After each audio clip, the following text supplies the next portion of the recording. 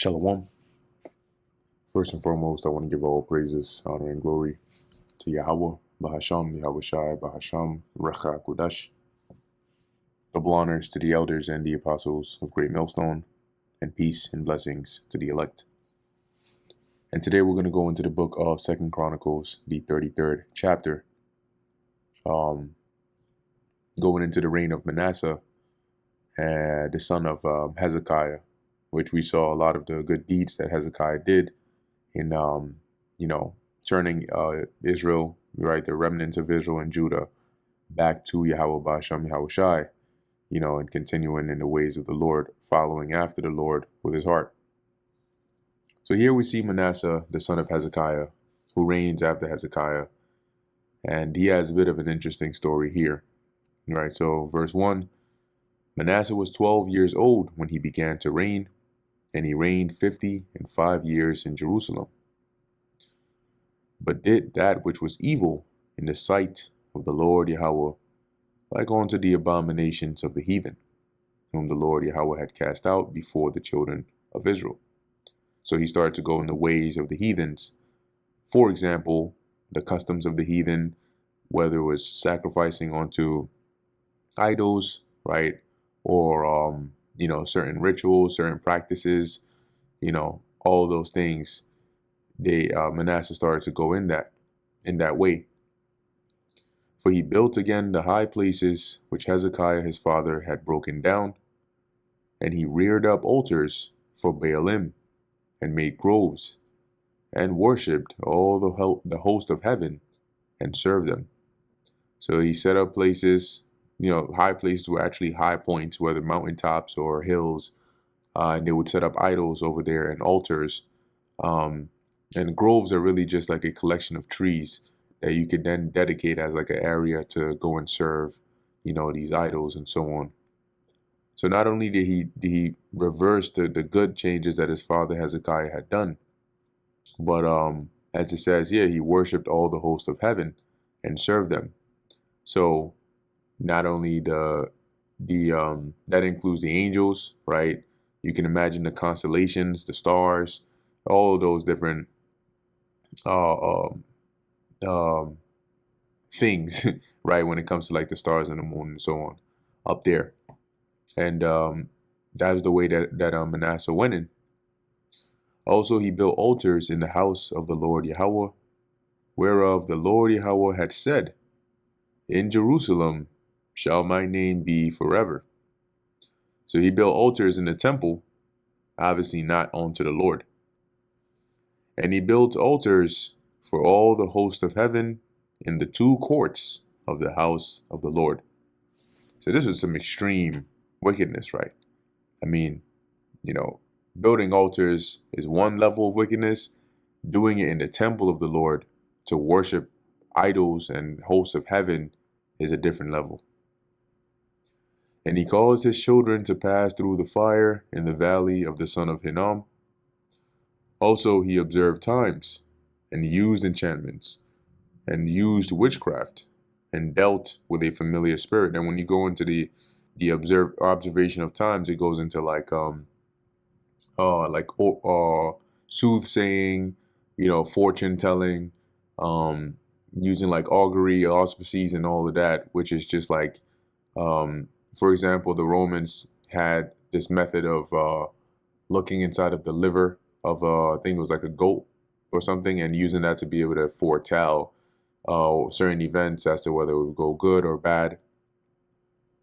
And of course, you have enchantments, witchcraft. Now, a familiar spirit, right? When you look into that, or a familiar, just put that in here. It's actually like a spirit, right? Like a demon or whatnot. So yeah, so it says here, in folklore and some religious contexts, familiar spirits are supernatural entities, often depicted as small animals or imps, believed to be companions or attendants of witches, sorcerers, or mediums, acting as guardians, helpers, or conduits for communication with other spiritual entities. So a familiar spirit is an actual spirit that would, you can imagine like how they depict it today as like making like a pact with a spirit, and then being able to like employ it or get some services, as you can see here, like guardian helpers, and get access to certain channels that you would need to use that spirit in order to access, right, as a medium or whatever the case is over there. It says here, origins and beliefs in Europe, in European folklore, particularly during the medieval and early modern periods, familiars were seen as supernatural beings that protected or assisted those involved in magic, divination, and spiritual practices. They were often believed to be low-ranking demons or spirits that could take the form of animals like cats, toads, dogs, or other creatures. Jumping down a bit here, you can see it says, actually, also there's another one. They were also seen as conduits for communication with other spiritual entities, such as deities or deceased ancestors. So one example that comes to mind is the Witch of Endor, and how she was able to basically be a channel of communication between the Samuel, who was dead and in the spirit world, and Saul, who was alive, but still having them be able to communicate. So now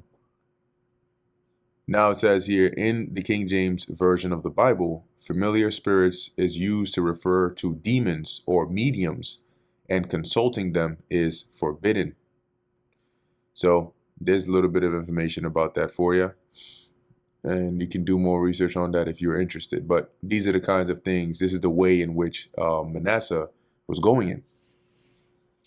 As it says here, and with wizards, he wrought much evil in the sight of the Lord Yahweh to provoke him to anger. So you can imagine just how pissed off the Lord was. And he set a carved image, the idol which he had made in the house of God, of which the Most High had said to David and to Solomon his son, in this house and in Jerusalem, which I have chosen before all the tribes of Israel, will I put my name forever. So having known this, the location the Lord said he would put his holy name, Manasseh went and put an idol inside of the temple of the Most High. Neither will I any more remove the foot of Israel from out of the land which I have appointed for your fathers, so that they will take heed to do all that I have commanded them, according to the whole law and the statutes and the ordinances by the hand of Moses. So now you start to see the cause, right? It's like these are things that Israel does that brings those extreme judgments upon them. So Manasseh made Judah and the inhabitants of Jerusalem to err, and to do worse than the heathen, whom the Lord Yahweh had destroyed before the children of Israel. So imagine that. These heathen the Lord had Israel take out, so that Israel can come and take the land because of the wickedness they were doing. You had Israelites that came and surpassed that. And the Lord Yahweh spake to Manasseh and to his people, but they would not hearken. Of course, he spake by the prophets. Wherefore, and I believe Isaiah would have been around this time as well, right? From considering Isaiah was there during Hezekiah's time, he would be there during the time of Manasseh.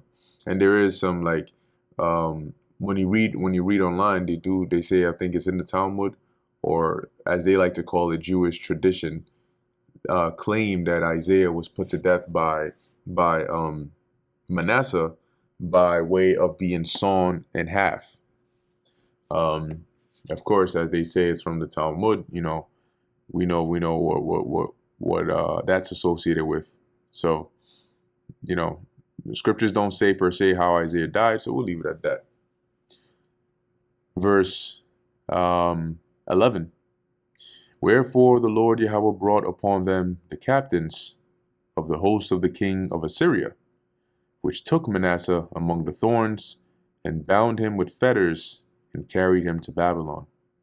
Now, some translations have this verse as the thorns, as in hooks, as in they put hooks, like a nose hook, into Manasseh's nose, and then also bound him with fetters. Fetters are like shackles of a prisoner, to where you can just barely move your feet, but you can still walk, but you can't run or escape. And some just have it, sort of as overall they bound him up, which is ultimately what they did, and then they took him as a captive to Babylon. All right, this being the Assyrians, and I believe this was during the time of Assyrian. So I pulled up some information here on Manasseh and found something interesting here. So this is the Assyrian prism, which is a physical finding. This is what it looks like. And this is from Armstrong Institute of Biblical Archaeology. As it says, Assyrian prism proves King Manasseh. And in here, it goes into, it's a record, I believe, during the time of the Assyrian king Assyrian. And it also mentions or makes reference to Manasseh. Let me read a little bit here just to get that context there. It says, the discovery of the Assyrian prism confirmed the existence of two biblical kings, one being Assyrian and one being Manasseh. In the 1927-28 excavation season at the ancient Assyrian capital of Nineveh, archaeologist Reginald Campbell Thompson unearthed the discovery of a lifetime. The Assyrian prism, the 33-centimeter tall, six-sided clay prism, dates to 673 to about 672 BCE. It describes the history of King Assyrian's reign and an account of the reconstruction of the Assyrian palace in Babylon. Within the 493 lines of cuneiform inscribed on the sides of the prism, experts found the name of another king, Manasseh Sar Alu Yahudi, or Manasseh, king of Judah. The story of Assyrian, how he became king, and his interaction with Manasseh is fascinating, and it's recorded both in the artifacts and the Bible. So I'm going to jump down to the reference, what it actually says here in relation to Manasseh, but there's some more spaghetti for your plate for those that like to doubt the validity of the scriptures.